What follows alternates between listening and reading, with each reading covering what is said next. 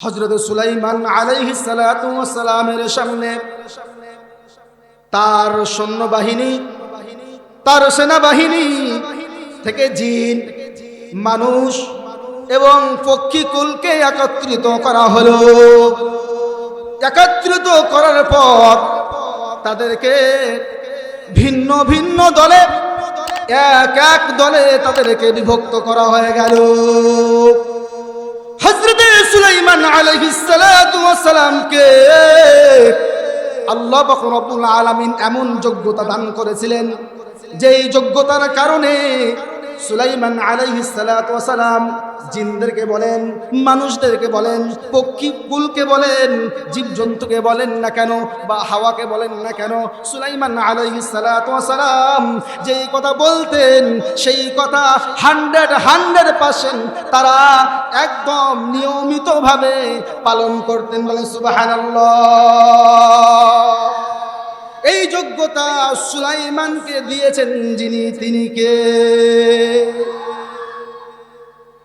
এই যোগ্যতা যখন দিলেন, সবাইকে যখন একত্রিত করা হলো, একত্রিত করার পর সফর শুরু করে দিলেন। সফরে রওনা হয়ে গেলেন। কাদেরকে নিয়া? জিনদেরকে নিয়া, মানুষদেরকে নিয়া, পক্ষীকুলদেরকে নিয়া সফরে রওনা শুরু হয়ে গেলেন।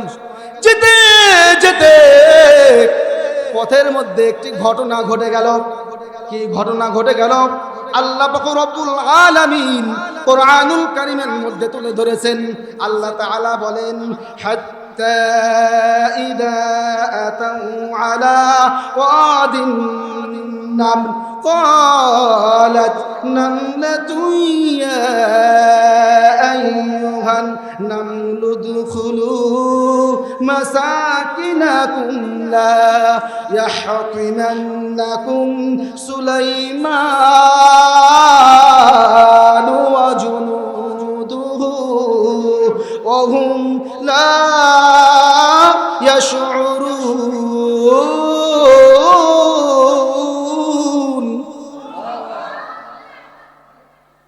প্রতিমধ্যে ঘটনা ঘটে গেল। হাত্তা ইযা আতাউ আলা ওয়াদিন নাম, পিপীলিকার যখন উপত্যকায় যখন পৌঁছে গেল, তাদের এলাকায় যখন পৌঁছে গেল, হঠাৎ করে একজন মহিলা নারী পিঁপড়া, বলেন তো পুরুষ না মহিলা পিঁপড়া? কি বললাম? পিঁপড়া যে ছিল সে পিঁপড়াটা মহিলা না পুরুষ পিঁপড়া? কথা বলেন, বোঝাতে পারছি না মনে হয়। কথা বলতে হবে। কি পিঁপড়া? মহিলা পিঁপড়া। এই মহিলা পিঁপড়া তার জাতিকে ডাক দিয়ে বলল, ইয়া আইয়ুহান নামলু দুখুলু মাসাকিনাকুম, ও আমার জাতি ভাই, ও পিঁপড়া, তোমরা তাড়াতাড়ি তোমাদের বাসগৃহে তোমরা ঢুকিয়া পড়ো। আচ্ছা বলেন তো, পিঁপড়ার বাসগৃহ একতলা, দুইতলা? পিঁপড়ার বাসগৃহ কোনটা বলেন তো দেখি?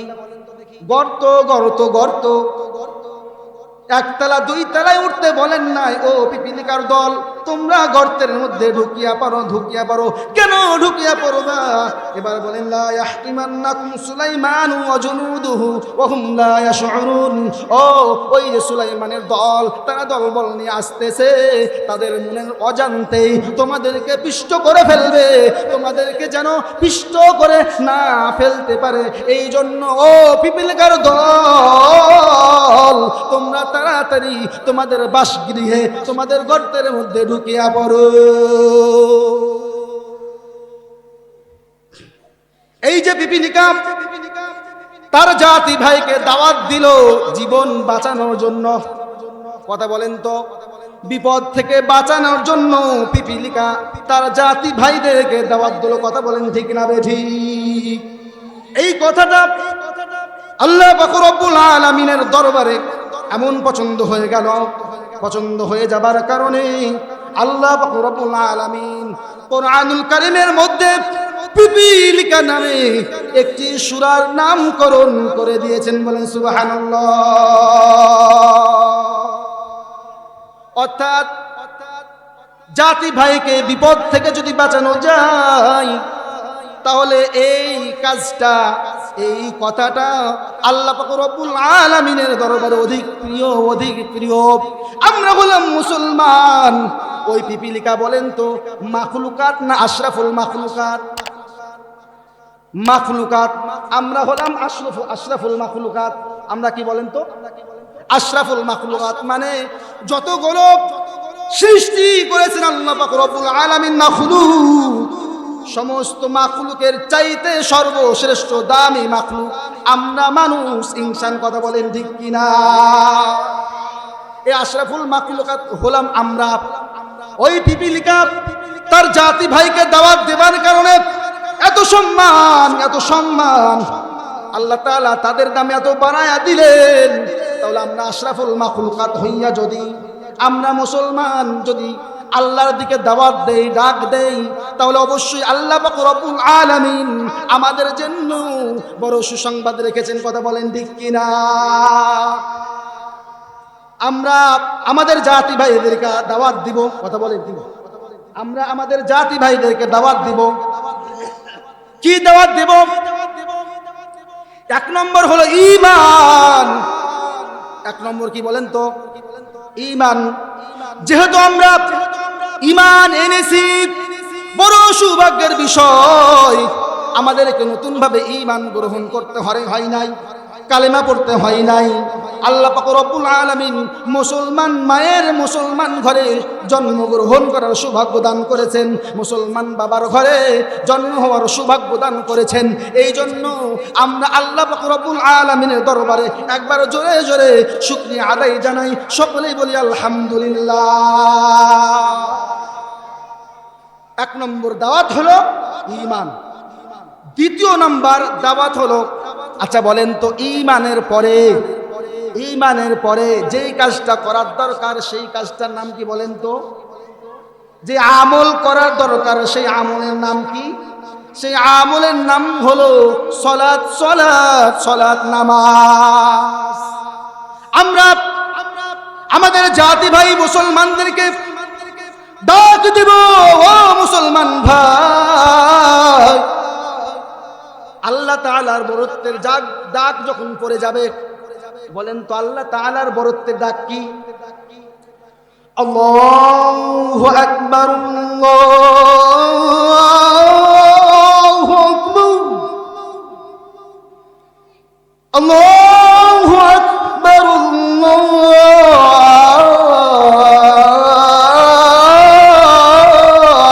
আল্লাহু আকবার। কার বরত্বের ডাক? বলেন না কেন? কার বরত্বের ডাক? আল্লাহ তাআলার বরত্বের ডাক। মুয়াজ্জিন সাহেব যখন ডাক দেবে আল্লাহু আকবার, আল্লাহ সবচাইতে বড়, আল্লাহ সবচেয়ে বড় হয়, আল্লাহ সবচাইতে বড়। আমরা যদি মুসলমান ভাইদেরকে ডাক দিই, ও মুসলমান ভাই আসো আসো, আমরা নামাজের জন্য মসজিদে চলে যাই, যাই গিয়ে আমরা নামাজ পড়ি, নামাজ আদায় করে নিই। এই দাওয়াতটা, এই কাজটা আল্লাহ পাক রব্বুল আলামিনের দরবারে কত প্রিয়, কত প্রিয়। আল্লাহ তাআলা কুরআনুল কারীমের মধ্যে তিনি বলেন, 24 নম্বর পারা 19 নম্বর পৃষ্ঠা সূরাতুল হামিম সাজদা আয়াত নম্বর হলো 33। আল্লাহ তাআলা বলেন, ওয়ামান আহসানু কাওলাম মিম্মান দাআ ইলাল্লাহি ওয়া আমিলা সালিহান ওয়া ক্বালা ইন্নানি মিনাল মুসলিমিন।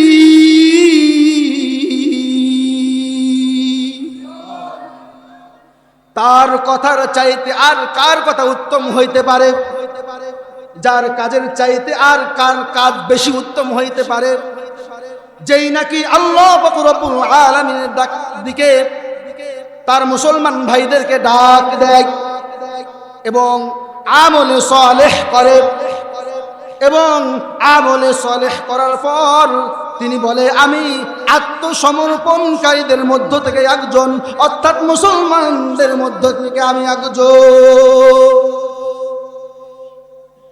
ওমান আহসানু কাওলাম মিম্মান দাআ ইলাল্লাহ, তার কথার চাইতে আর কার কথা উত্তম হইতে পারে? বলছেন কে? কথা বলেন না কেন? বলছেন কে? আল্লাহ তাআলা বলতেছেন। এখন কথা হলো, তাহলে আমরা যদি আমাদের মুসলমান ভাইদেরকে ডাক দেই, ও ভাই আসেন নামাজের দিকে যাই, চলেন নামাজ পড়ে আসি, তাহলে এই কথাটা দুনিয়ার মধ্যে আসমানের নিচে জমিনের উপরে সবচাইতে উত্তম কথা, সবচাইতে দামি কথা, সবচাইতে মূল্যবান কথা, এর চাইতে আর মূল্যবান কথা, এর চাইতে আর মূল্যবান কাজ কোনো কিছু হতে পারে না বলেছেন যিনি, তিনি কে? আরো জোরে বলেন কে? নামাজের কথা বললেন, সবাই জানেন নামাজটা এত গুরুত্বপূর্ণ জিনিস। বিশ্ব নবী যখন শেষ নিঃশ্বাস যখন ত্যাগ করেন, ওই সময়ও পর্যন্ত সলাৎ সলাৎ সলাৎ বলে তিনি গেছেন। কথা বলেন ঠিক কিনা? আর এই নামাজটা যদি আমরা ঠিক মতো আদায় করতে পারি, ঠিক মতো সলাৎটা যদি আল্লাহ তাআলার দিকে আমরা নামাজটা পড়তে পারি, তাহলে আল্লাহ পাক রব্বুল আলামিন তিনি বলেছেন কি লাভ, কি লাভ। আল্লাহ তাআলা বলেন 21 নম্বর পারা, প্রথম নম্বর পৃষ্ঠা, সূরাতুল আনকাবুত, আয়াত নম্বর হলো 45।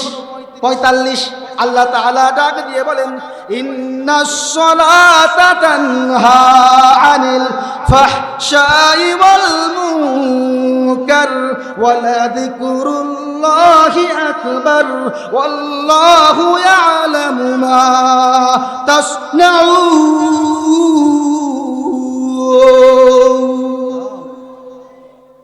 আল্লাহ তাআলা বলেন নিশ্চয় সালাত, নিশ্চয় নামাজ ফাহেশা মন্দ কাজ থেকে বিরত রাখে। আর আল্লাহ পাক রব্বুল আলামিনের শরণই তো হলো সর্বশ্রেষ্ঠ শরণ। আর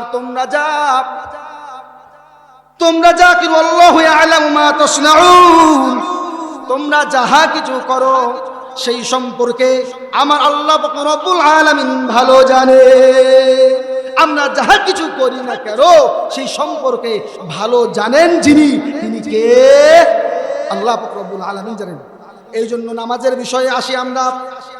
এই নামাজটা এমন গুরুত্বপূর্ণ জিনিস, কাল কিয়ামতের ময়দানে যখন চলে যাব আমরা, বলেন তো কিয়ামতের ময়দানে যাবার পর সর্বপ্রথম যেটা প্রশ্ন করা হবে, দুনিয়ার মধ্যে তুমি কয় টাকা ইনকাম করেছিলা? দুনিয়ার মধ্যে তুমি কি করেছো? দুনিয়ার মধ্যে তুমি কত টাকা দান করেছো? হিসাব হবে? কথা বলেন হবে? সর্বপ্রথম আল্লাহ তাআলা যে বলবেন, জিজ্ঞাসা করবেন, কোন প্রশ্ন করবেন, কি জিজ্ঞাসা করবেন? তিরমিজি শরীফের হাদিস, আউয়ালু মা ইউহাসাবু বিহিল আবদু ইয়াউমাল কিয়ামাতিস সালাহ। আল্লাহ পাক রব্বুল আলামিন কিয়ামতের দিন বলবেন না, ও বান্দা তুমি রোজা কয়টা করেছিলা, ও বান্দা তুমি কি দান করেছো, ও বান্দা দুনিয়াতে তুমি কি করে এসেছো, এই কথা বলবেন না। সর্বপ্রথম যেই কথাগুলি বলবেন সেই কথাটা হচ্ছে নামাজ, নামাজ, নামাজ, সালাত। তুমি সালাতের হিসাব আল্লাহ পাক রব্বুল আলামিন নেবেন। কথা বলেন ঠিক কিনা? তাহলে আমরা সালাত আদায় করব কি করব না? কথা বলেন। করতে হবে না ইনশাআল্লাহ? পারবো না ইনশাআল্লাহ? শুধু আদায় করব না নয়, আমরা একে অপরকে যখন ডাক দেবে মুয়াজ্জিন সাহেব, দাওয়াত দেব, উত্তম কাজ, উত্তম কথা সেই ব্যক্তির হয়ে যাবে এবং আল্লাহ পাক রব্বুল আলামিন হয়তোবা তাকে এই কাজটা দেখে, এই আমল দেখে এটাকেই হয়তোবা নাজাতের ওসিলা বানায়া জান্নাতের মেহমান হিসাবে কবুল করে নেবেন। কথা বলেন ঠিক কিনা? যে কথা বলছিলাম, সুলাইমান আলাইহিস সালাতু ওয়াস সালাম যাচ্ছিলেন, পথিমধ্যে ঘটনা ঘটলো কি? এই পিপিলিকাকে নিয়ে কথা হলো। এরপরের আয়াতে আল্লাহ পাক রব্বুল আলামিন কি বলতেছেন দেখেন। আচ্ছা বলেন তো, পিপিলিকা আপনাদের এলাকাতে নাই? আচ্ছা পিপিলিকার কথা আপনারা শুনতে পান তাই না? শুনতে পান না? ও শুনতে তো পান না, তবে বুঝতে পারেন যে পিপিলিকার কথা বলছে তাই না? এটাও পারেন না? ও শুনতেও পারেন না, বুঝতেও পারেন না। আচ্ছা যদি পিপিলিকার কথা শুনতে পারেন এবং বুঝতে পারেন, তাহলে এটা বড় আনন্দের বিষয়, বড় খুশির বিষয় না বড় দুঃখের বিষয়? খুশির বিষয়। এই তো মাশাআল্লাহ বুঝেছেন, বড় আনন্দের বিষয়। এই পিপিলিকার ভাষা আল্লাহ পাক রব্বুল আলামিন সুলাইমান আলাইহিস সালাতু সালামকে এমন শ্রবণ শক্তি দিয়েছিলেন যিনি শুনতেও পাইলেন বুঝতেও পারলেন। ঘটনা কি এবার আমরা সামনে আসি। পিপিলিকার কথা কেমনে শুনলেন? আর একটা হাদিস আসছে, আবু নাজিহ বলেন, কি বললাম? আবু নাজিহ রহমতুল্লাহি আলাইহি তিনি একটা ঘটনা বলতেছেন, কিতাবের মধ্যে এসেছে সুলাইমান আলাইহিস সালাতু ওয়াস সালাম একদিন পানি চাওয়ার জন্য আল্লাহ পাক রব্বুল আলামিনের নিকট পানি চাইবেন, এই জন্য তার দলবল নিয়ে তার সাথীদেরকে নিয়ে বের হয়ে গেলেন। তার মানে বুঝতে পারলাম আমাদের সমাজে যেই রকম ভাবে পানির সংকট দেখা যায়, ওই রকম ভাবেও ওই সময় ওই জামানাতেও পানির সংকট দেখা দিত। কথা বলেন ঠিক কিনা? পানির সংকট দেখা দিয়েছে, আসমান থেকে পানি বন্ধ হয়ে গেছে। এই জন্য পানি চাওয়ার জন্য বের হলেন সুলাইমান আলাইহিস সালাতু ওয়াস সালাম। বের হয়ে দেখেন একটা পিপিলিকা উপর দিকে পা করে দিয়া আল্লাহ পাক রব্বুল আলামিনের দরবারে ফরিয়াদ করতেছে, আল্লাহ গো, ও আল্লাহ, আমরাও তো তোমার মাখলুক, তুমি যদি আমাদেরকে বৃষ্টি দান না করো, বৃষ্টি বর্ষণ না করো, পানির ব্যবস্থা যদি না করো, আল্লাহ গো, আমরা তো মরে যাব, মরে যাব, মরে যাব। আয় আল্লাহ, আপনি আমাদের প্রতি দয়া করে বৃষ্টি বর্ষণ করিয়া দেন। দোয়া করলেন কে? পিপিলিকা। কার কাছে? আল্লাহর কাছে। এই দোয়া যখন করলেন, সুলাইমান আলাইহিস সালাতু ওয়াস সালাম তার সাথীদেরকে ডাক দিয়া বলতেছেন, ও সাথীরা, তোমরা যাও যাও, তোমরা ফিরে যাও, ফিরে যাও। অন্যের দুয়ার কারণে, অন্যের দুয়ার বরকতে বৃষ্টি বর্ষণ হবে, তোমরা ফিরিয়া যাও। সাথীরা তো বুঝতে পারলেন না পিপিলিকার কথা, পিপিলিকা কি কাজ করলো তারা জানতেও পারলেন না। পরবর্তীতে যখন জিজ্ঞাসা করা হলো, বলে তোমরা ফিরিয়া যাও। একটা মাখলুককে দেখলাম। কোন মাখলুক? ওই পিপিলিকাকে দেখলাম, তার আল্লাহ পাক রব্বুল আলামিনের দরবারে দোয়া করতেছেন, ফরিয়াদ করতেছে। এই জন্য যাও, আমি জানতে পারলাম, বুঝতে পারলাম তাদের দুয়ারে বরকতে যাও, আল্লাহ পাক রব্বুল আলামিন রহমতের বৃষ্টি বর্ষণ করিয়া এই পৃথিবীটাকে শীতল করে দেবে। তাহলে পিপিলিকার কথা শুনতেও পারেন, বুঝতেও পারেন, এই যোগ্যতা সুলাইমানকে দান করেছিলেন যিনি। তিনি কে? একটু জোর আওয়াজে বলেন তো, আল্লাহ। এরপরে সুলাইমান আলাইহিস সালাতু ওয়াস সালাম কি করলেন?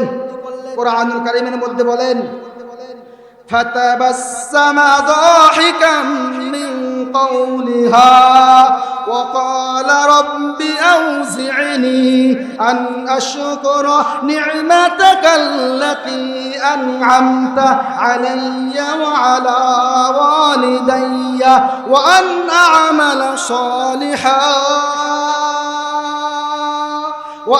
أعمل صالحا ترضاه وأدخلني برحمتك في عبادك الصالحين।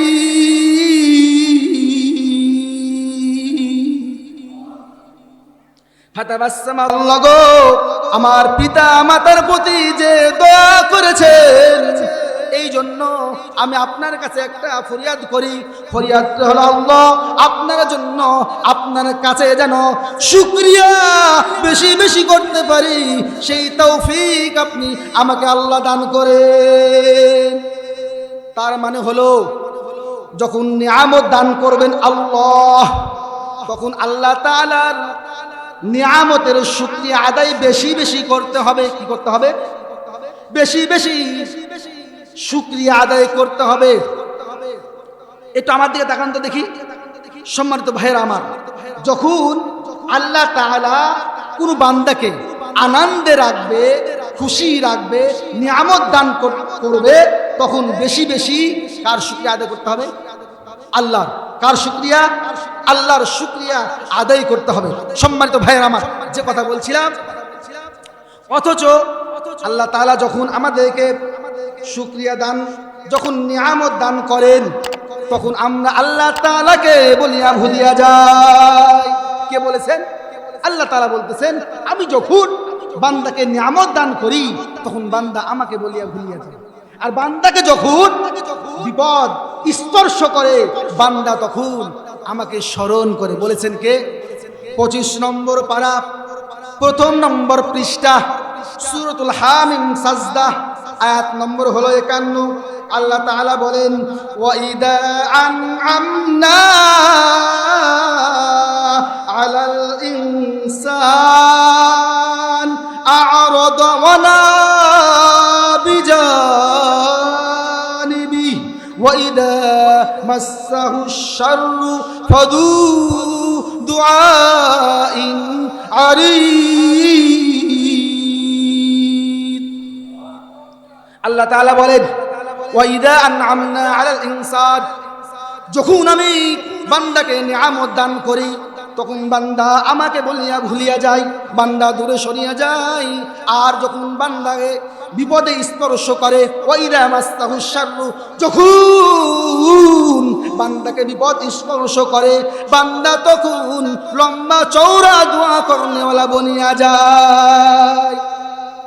তার মানে হলো যখন আমরা খুশিতে থাকি, আনন্দে থাকি, যখন কোনো বিপদ আমাদেরকে গ্রাস করে নাই তখন আমরা আল্লাহ তাআলাকে বলিয়া ভুলিয়া যাই। আর যখন বিপদ স্পর্শ করে তখন আমরা লম্বা চওড়া দোয়া করনেওয়ালা বনিয়া যাই, মসজিদে চলিয়া যাই, নামাজ শুরু করে দিই, 5 ওয়াক্ত নামাজ পড়া শুরু করে দিলাম, ইমাম সাহেবকে ডাকা দিলাম, ইমাম সাহেব আসসালামু আলাইকুম, কেমন আছেন?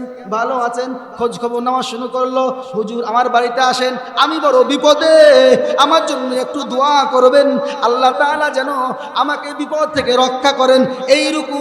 এইরকম কার্যক্রম আমরা বিপদে পড়লে শুরু করি কি করি না? করি না? এইরকম বিপদে পড়লে আমরা কার্যক্রম শুরু করে দিই। অথচ আল্লাহ পাক রব্বুল আলামিন বলতেছেন যে বান্দা যখন বিপদে পড়ে তখন আমি আল্লাহ পাক রব্বুল আলামিনকে ডাকে। কাকে ডাকে? আমি আল্লাহ পাক রব্বুল আলামিনকে ডাক দেই। আল্লাহ পাক রব্বুল আলামিন তিনি বলতেছেন কেমন ডাকে? একটা ঘটনা শুনি।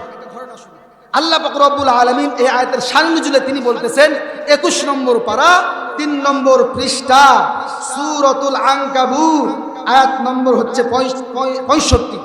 আল্লাহ পাক রব্বুল আলামিন তিনি বলতেছেন, ফাইদা রাকিবু ফিল ফুলকি দা'আবুল্লাহ মুখলিসিনা লাহুদ্দিন ফালাম্মা নাজ্জাহুম ইলাল বাররি ইদাহুম ইশরিকুন। আচ্ছা, আল্লাহর সাথে কি আপনার দুশমনি আছে? অনেক দুশমনি, তাই না? আল্লাহু আকবার নামটা যদি বলি তাহলে আমাদের গুনাহ হবে, গুনাহ হবে। তাহলে আল্লাহু আকবার কি বলা যাবে? আমরা মুসলমান মানে মুসলমান সন্তান, আমাদের জন্ম চাঁপাইনবাবগঞ্জে। কথা বলেন কোথায়?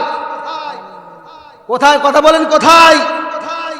চাঁপাইনবাবগঞ্জের মানুষ, চাঁপাইনবাবগঞ্জের মাটি ইসলাম প্রিয় মাটি। এই চাঁপাইনবাবগঞ্জের মানুষ এই তারা ইসলামের জন্য, কোরআনুল কারীমের জন্য তারা জীবন দিতে, রক্ত দিতে, শহীদ হতে প্রস্তুত। কিন্তু এরা ইসলামকে যারা অবমাননা করবে তাদের কাছে মাথা নত করতে রাজি না। কথা বলেন ঠিক কিনা? এই হচ্ছে চাঁপাইনবাবগঞ্জের মানুষ। আজকে চাঁপাইনবাবগঞ্জের মানুষের তাকবীরটা আসতে হবে না, জোরে হবে। তাহলে জোরে তাকবীর দেয়া দেখায় দিই, বুঝাই দিই, আমরা চাঁপাইনবাবগঞ্জের মানুষ, আমরা চাঁপাইনবাবগঞ্জের মাটি। বলি লিল্লাহে তাকবীর, লিল্লাহে তাকবীর। তাহলে আমরা আল্লাহু আকবার বলবো তো ইনশাআল্লাহ, বলবো তো ইনশাআল্লাহ। সম্মানিত ভাই আমার, যে কথা বলছিলাম,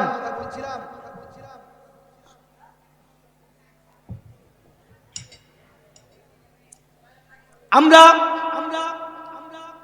আল্লাহ পাক রব্বুল আলামিন যখন বিপদের মধ্যে ফেলে দেন, বিপদে যখন আমরা পড়ে যাই তখন আমরা আল্লাহকে ডাকি। এই তিলাওয়াত কিরুতাতে আল্লাহ পাক রব্বুল আলামিন বলেন ফাইদা রাকিবু ফিল ফুলকি দা'আবুল্লাহ মুখলিসিনা লাহুদ্দিন। ফাইদা রাকিবু ফিল ফুলক, যখন তারা নৌযানে আরোহণ করে, নৌকায় আরোহণ করে, এমন তো অবস্থায় তারা আল্লাহ পাক রব্বুল আলামিনকে একাগ্র চিত্রে তারা খালেস নিয়তে আল্লাহ পাক রব্বুল আলামিনকে ডাকা শুরু করে। আর যখন তারা স্থলে পৌঁছায়া যায়, এমন তো অবস্থায় তারা আমি আল্লাহ পাক রব্বুল আলামিনের সঙ্গে শিরকে লিপ্ত হয়ে যায়। জোরে জোরে বলেন না নাউজুবিল্লাহ। কেমন কথা হলো, কেমন কথা হলো। হযরত ইবনে আব্বাস রাদিয়াল্লাহু তাআলা আনহু, আল্লাহ পাক আল্লাহর রাসূল সাল্লাল্লাহু আলাইহি ওয়াসাল্লামের একজন জলিল কদর সাহাবী, নাম কি বললাম? আব্বাস রাদিয়াল্লাহু তাআলা আনহু। তিনি বর্ণনা করেন ইকরামা রাদিয়াল্লাহু তাআলা আনহু তখনও পর্যন্ত সে ইসলাম ধর্ম গ্রহণ করে নাই। মক্কা যখন বিজয় হয়ে গেল, মক্কা যখন বিজয় হয়ে গেল, ইকরামা সেখান থেকে পলায়ন করার জন্য ইচ্ছা করলো। কেন পালায়া যাবে? কারণ বিশ্ব নবীর হাতে যেন গ্রেফতার হতে না হয়, এই জন্য সে সেখান থেকে পলায়ন করবে, পালায়া যাবে। এই জন্য সেখান থেকে সে পালায়া গেল। পালায়া যাবে কোথায়? হাবশি নামক জায়গা পালায়া যাবে। এই জন্য নৌকায় আরোহণ করলো। কিসে আরোহণ করলো? নৌকায় আরোহণ করলো। নৌযানে যখন আরোহণ করলো, এমন তো অবস্থায় আল্লাহ পাক রব্বুল আলামিন কুদরত সঙ্গে সঙ্গে ভীষণ ভাবে ঝড় তুফান শুরু হয়ে গেল। ভীষণ ভাবে যখন ঝড় শুরু হয়ে গেল, এমন তো অবস্থায় ইকরামা রাদিয়াল্লাহু তাআলা আনহু নৌকার মধ্যে অবতরণ করতেছে। নৌকার মধ্যে যারা বসা ছিল তারা বলা বলি করতে লাগলো, ও মুশরিক যারা আছি আমরা, শুনো শুনো শুনো, এখন একাগ্রতা চিত্তে আল্লাহ পাক রব্বুল আলামিনকে ডাক দাও। ওই আল্লাহ তাআলা এই বিপদ থেকে বাঁচানোর মালিক, ওই আল্লাহ তাআলা ছাড়া কেউ আমাদেরকে বিপদ থেকে বাঁচাতে পারবে না। কি বললো? যে এই বিপদে আমরা পড়েছি, আল্লাহ তাআলাই এই বিপদ থেকে বাঁচানোর একমাত্র মালিক। এই বিপদ থেকে বাঁচাতে পারলে আল্লাহই পারবে, অন্য কেউ বাঁচাতে পারবে না। এই কথা যখন বলা বলি করতে লাগলো, ওখানে ছিল ইকরামা রাদিয়াল্লাহু তাআলা আনহু। ইকরামা রাদিয়াল্লাহু তাআলা আনহু এবার ডাক দিয়া বলল,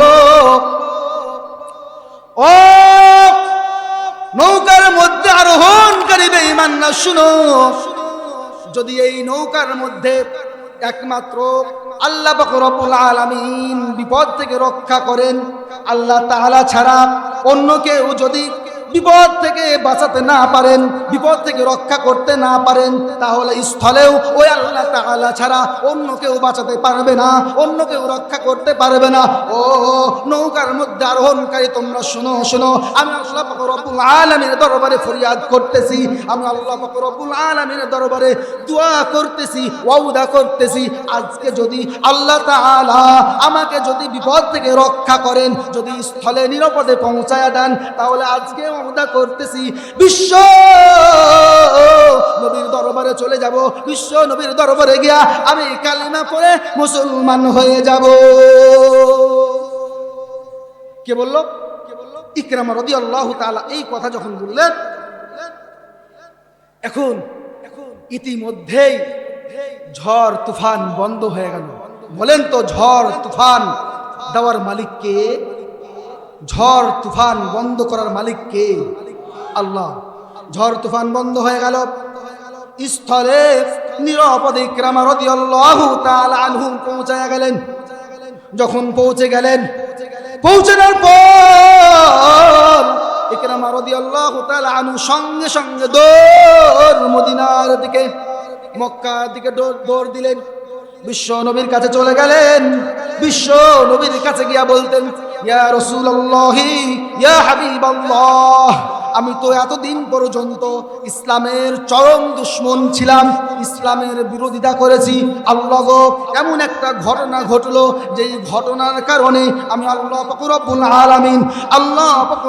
আলামিন দরবারে ওদা করেছি মুসলমান হওয়ার জন্য। এই ঘটনা বললেন। ঘটনা বলার পর বিশ্ব নবীকে বললেন, ইয়া রাসূলুল্লাহ, ইয়া হাবিবাল্লাহ, আজকে আমাকে কালেমা পড়ে মুসলমান বানায়া দেন। এবং কালেমা পড়া শুরু করলেন। আমার সঙ্গে একটু জোর আওয়াজে বলেন, লা ইলাহা ইল্লাল্লাহু মুহাম্মাদুর রাসূলুল্লাহ সাল্লাল্লাহু আলাইহি ওয়াসাল্লাম। কালেমা পড়ে মুসলমান হয়ে গেলেন। কে মুসলমান হলো? ইকরামা রাদিয়াল্লাহু তাআলা আনহু। তাহলে বিপদ থেকে বাঁচানোর মালিক কে? আরো জোরে বলতে হবে, বিপদ থেকে বাঁচানোর মালিক কে? এবার ওই আল্লাহ তাআলাই বলতেছেন, যখন আমি বিপদ থেকে বাঁচায়া দিই তখন বান্দারা আমার সঙ্গে শিরকে লিপ্ত হয়। কি হয়? শিরকে লিপ্ত হয়। কে বলতেছেন? আল্লাহ পাক রব্বুল আলামিন তিনি বলতেছেন, ফালাম্মা নাজ্জাহুম ইলাল বাররি ইদাহুম ইউশরিকুন।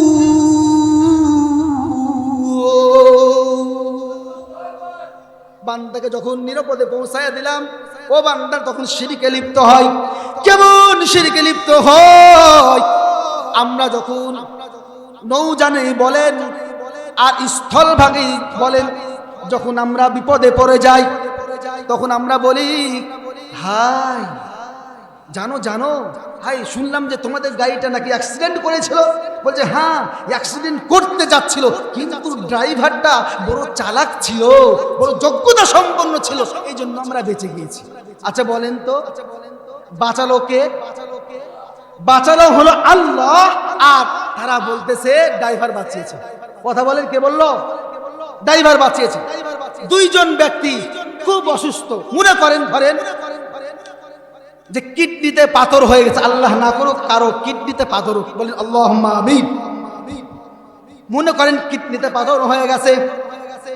এবার একজন বিজ্ঞ ডক্টরের শরণাপন্ন হলো। এবার গিয়ে বলল, ভাই সাহেব আমার কিডনিতে পাথর।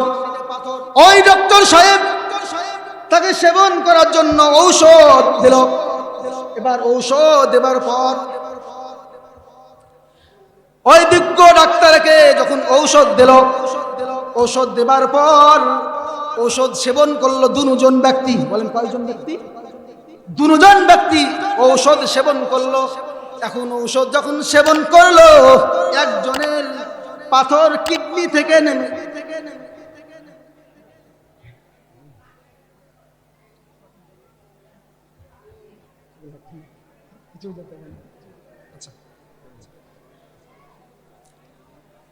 একটু জিকির করি, লা ইলাহা ইল্লাল্লাহ, লা ইলাহা ইল্লাল্লাহ, সুবহানাল্লাহ ওয়ালহামদুলিল্লাহ, লা ইলাহা ইল্লাল্লাহ, লা ইলাহা ইল্লাল্লাহ, লা ইলাহা ইল্লাল্লাহু মুহাম্মাদুর রাসূলুল্লাহ সাল্লাল্লাহু আলাইহি ওয়াসাল্লাম। এখন যে কথা বলছিলাম, বিজ্ঞ ডাক্তারের কাছে গেল, যাওয়ার পর ওষুধ দিল। ওষুধ দেবার পর ওষুধ সেবন করলো। ওষুধ সেবন করার পর একজন ব্যক্তি সুস্থ হয়ে গেল, আর একজন ব্যক্তি অসুস্থ রয়ে গেল। এখন যিনি সুস্থ হলো ওই ব্যক্তিকে বলা হলো, ভাই আপনি তো অসুস্থ ছিলেন, সুস্থতা লাভ, ডক্টর বড় যোগ্যতা সম্পন্ন ডক্টর, এমন ভালো ওষুধ দিল, যেই ভালো ওষুধ দেবার কারণে আমি সুস্থতা লাভ করেছি। শিরিক করলো কি করলো না? কথা বলেন, শিরিক করলো কি করলো না? একদম বড় শিরিক। কারণ সুস্থতা দেবার মালিক কে? আরো জোরে বলতে হবে, সুস্থতা দেবার মালিক কে? আল্লাহ। এখন কথা বলেন তো, একই ওষুধ একই ডক্টর, একজন ব্যক্তি সুস্থ হইল কার ইশারায়? আর একজন ব্যক্তি অসুস্থ হয়ে রইল কার ইশারায়? অর্থাৎ ওই সুস্থ যিনি লাভ করলো ওই দিকে আল্লাহ পাক রব্বুল আলামিনের ইশারা ছিল ও বান্দা সুস্থ হবে। আর যে ব্যক্তি অসুস্থ রয়ে গেল ওর দিকে কোনো সুস্থতা হওয়ার ইশারা ছিল না, এই জন্য সে অসুস্থ রয়ে গেল। এখন আমরা বলি ডক্টর আমাকে সুস্থ দান করেছে, আমরা বলি ঔষধ আমাকে সুস্থতা দান করেছে, তাহলে এটা বড় শিরক হয়ে গেল। কথা বলেন ঠিক কিনা? আর শিরক হচ্ছে বড় জুলুম। আমরা সকলেই জানি কুরআনুল কারীমের মধ্যে একজন ব্যক্তি যার নাম ছিল লোকমান। বলেন কি ছিল? লোকমান। ইনি নবী ছিলেন নাকি ওলি ছিলেন এর মধ্যে মতভেদ রয়েছে, আমি ওই দিকে যাচ্ছি না। তবে অধিকাংশ ওলামায়ে কেরামের মত তিনি আল্লাহর একজন খাস বান্দা ছিলেন। খাস বান্দা থাকার পরেও আল্লাহ পাক রব্বুল আলামিন তাকে এত পছন্দ করলেন কেন? কারণ একটা তিনি তার সন্তানকে উপদেশ দিতে গিয়া বললেন ওয়াইদ ক্বালা লুকমানু লিবনিহি ইয়াইদুহু লা বুনাইয়া লা তুশরিক বিল্লাহ ইন্নাশ শিরকা লা যুলমুন আযীম। তিনি বললেন বাবা ও সন্তান শুনো শুনো, তুমি কি করিও না, আল্লাহ পাক রব্বুল আলামিনের সঙ্গে শরীক স্থাপন করিও না, শিরক করিও না, কারণ শিরক হচ্ছে বড় জুলুম, শিরক হচ্ছে বড় জুলুম। এই কথাটি আল্লাহ পাক রব্বুল আলামিনের দরবারে এত পছন্দ হলো, এত পছন্দ হলো, আল্লাহ পাক রব্বুল আলামিন লোকমান নামে কুরআনুল কারীমের মধ্যে একটি সূরা নামকরণ করে দিয়েছে। কথা বলেন ঠিক কিনা? কথা বলেন ঠিক কিনা? সম্মানিত ভাইয়েরা আমার, যে কথা বলছিলাম, প্রধান মেহমান তো চলে এসেছেন, আলোচনা তো ধরেছিলাম কার? কথা বলেন কার? সুলাইমান আলাইহিস সালাতু ওয়াস সালামের। এখন কথা হলো সুলাইমান আলাইহিস সালাতু ওয়াস সালাম সামনে যাবেন, পাখিদের খোঁজ খবর করবেন। পাখিদের খোঁজ খবর করতে গিয়া তিনি দেখতেছেন যে হুদহুদ নাই। কে নাই? কথা বলেন কে নাই? হুদহুদ নাই। হুদহুদ নাই। কোথায় গেল? কোথায় গেল? হুদহুদকে খুঁজে পাওয়া যাচ্ছে না কেন? আর হুদহুদকে তালাশ করলেন কেন? হুদহুদকে খুঁজলেন কেন? একটা জবাব, কয়েকটা কথা বলে আমি শেষ করব আর মাত্র কয়েক মিনিটের মধ্যে। এক নম্বর কথা হলো হুদহুদকে খুঁজলেন কেন? হুদহুদকে খুঁজলেন কারণ হুদহুদ পাখিকে আল্লাহ পাক রব্বুল আলামিন এমন এক যোগ্যতা দান করেছিলেন যে যোগ্যতার কারণে তিনি আল্লাহ পাক আল্লাহর রাসূল আল্লাহর পয়গম্বর সুলাইমান আলাইহিস সালাতু ওয়াস সালাম ওই হুদহুদ পাখির মাধ্যমে পানি খুঁজতেন। পানি খুঁজতেন। পানি কেমনে খুঁজতেন? তাকে এমন যোগ্যতা দান করেছিল জমিনের ওপর থেকে মাটির নিচে কোথায় কেমন পানি আছে সেই খবর সুলাইমান আলাইহিস সালাতু সালামকে দিয়ে দিতে পারতেন। বলেন সুবহানাল্লাহি ওয়া বিহামদিহি। এখন প্রশ্ন একটা, সবাই খেয়াল করবেন, প্রশ্ন হলো একটা, যেই হুদহুদ পাখি ওপর থেকে মাটির নিচের স্তর দেখতে পারে, ওই হুদহুদ পাখি মাঝে মাঝে শিকারীর জালে বন্দী হয় কেন? এইরকম প্রশ্ন আসে না? কথা বোঝাতে পারিনি। হুদহুদ পাখি মাটির নিচের স্তর দেখতে পারে, বুঝতে পারে, অথচ সেই হুদহুদ খোলা ময়দানে, খোলা আকাশে এই শিকারীর জালে মাঝে মাঝে বন্দী হয় কেন? সংক্ষিপ্ত জবাব, হুদহুদ যখন অহংকার বশত যখন চলাফেরা শুরু করে দেয়, তার গতি, তার চলার গতি যখন একরকম আল্লাহ পাক রব্বুল আলামিন দিয়ে দিয়েছেন, আর সে গতি ভেদ করে যখন সে চলা ফেরা শুরু করে দেয়, আল্লাহ পাক রব্বুল আলামিন বলেন ও হুদহুদ, তুই অহংকার বশত চলাফেরা যে শুরু করলি, এই জন্য যা যা, তোকে আমি আজ ওই শিকারের জালে বন্দি করিয়া, শিকারের জালে সেই ফাঁদে বন্দি করিয়া তোর পতন আমি ঘটাইয়া দিলাম। এই জন্য একটা কথা বলতে চাই, ওই হুদহুদ পাখির মধ্যে আমাদের সমাজে কিছু অহংকার করেনেওয়ালা ব্যক্তি আছে না নাই? আরো জোরে বলে আছে না নাই? কিছুদিন আগে 5ই আগস্টের আগে এমন একজন ব্যক্তিত্ব ছিল যে অহংকার করে ওলামা একরামদেরকে নির্মমভাবে জেলখানায় ঢুকায় রেখেছিল, নির্মমভাবে হত্যা করেছিল। শুধু তাই নয়, সংক্ষিপ্তভাবে বলতে চাই, আপনারা সকলেই জানেন হৃদয়ের স্পন্দন, হৃদয়ের কলিজার টুকরা, আমাদের সারা বিশ্বের যার পরিচিতি ছিল আকাশচুম্বী, যার ভালোবাসা ছিল আকাশচুম্বী, মরহুম শহীদ আল্লামা দেলোয়ার হোসেন সাঈদীকে নির্মমভাবে পরিকল্পিতভাবে হত্যা করা হয়েছিল। কথা বলেন ঠিক কিনা? এই যখন হত্যা করা হলো, এমন তো অবস্থা আল্লাহ পাক রব্বুল আলামিন যখন দেখলেন একের পর এক যখন নির্মমভাবে ওলামা একরাম, আম্বিয়া একরাম আলাইহিস সালাতু ওয়াস সালামের ওয়ারিসদেরগণকে তাদেরকে যখন এইরকম ভাবে নির্যাতন চালানো হচ্ছে, আল্লাহ তাআলা আর সহ্য করলেন না। আল্লাহ তাআলা এমন ভাবে পতন ঘটায়া দিলেন, শেষ পর্যন্ত যখন দুনিয়া থেকে, শেষ পর্যন্ত যখন দেশ থেকে যাওয়ার সময় নিজে পরনের যে কাপড় পরেছিল, পরনের কাপড়টুকু পরার সুযোগ পাই নাই। শুধু তাই নয়, যাবার সময় সে একটা মিনিট জাতির সামনে কথা বলারও সুযোগ দান করে নাই। তিনি কে? আরো জোরে বলেন, তিনি কে? আমি এখনো বলতে চাই, সাবধান হয়ে যাও যারা অহংকার বশে চলাফেরা করতেছো, সাবধান হয়ে যাও।